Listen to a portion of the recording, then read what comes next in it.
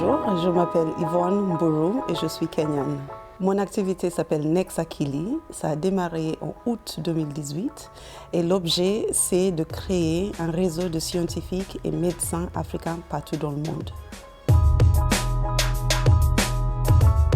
En tant que scientifique, je me suis rendu compte que nous sommes très nombreux, des scientifiques africains partout dans le monde, et que nous sommes un petit peu dispersés, et qu'on a une capacité de contribuer au développement de notre continent, même en étant dans d'autres pays, et que ce qui nous manquait, c'est une structure qui permettrait effectivement de rassembler nos compétences, nos expertises et les partager avec nos collègues en Afrique. Donc mon intention, c'est effectivement de mobiliser les connaissances qui sont dans la diaspora africaine pour le développement du continent.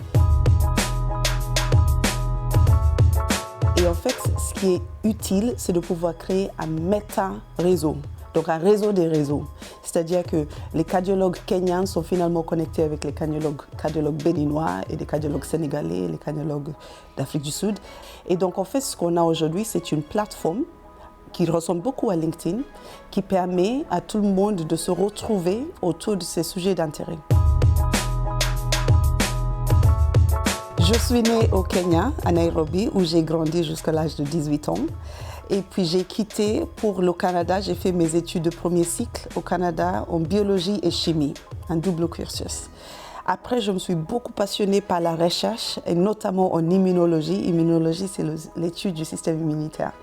Donc c'est à ce moment-là que je me suis déplacée aux États-Unis. À l'université de Pittsburgh, j'ai fait mon doctorat en immunologie axée au cancer.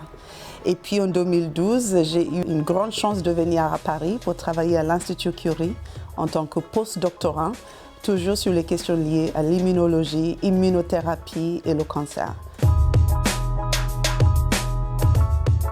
J'ai toujours été passionnée par les sciences, par les maths et par la biologie plus généralement. Effectivement, j'avais des mentors aussi qui m'ont beaucoup encouragée et qui m'ont aussi montré la voie à suivre.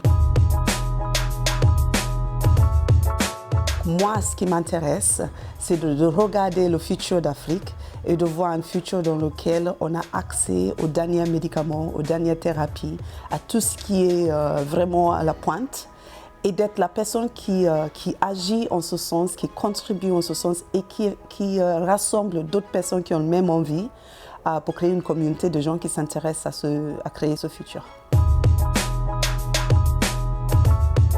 S'il y avait un adjectif pour me qualifier, ou quelques adjectifs, je dirais je suis ambitieuse, je suis exigeante, avec moi-même d'abord, et je suis très carrée.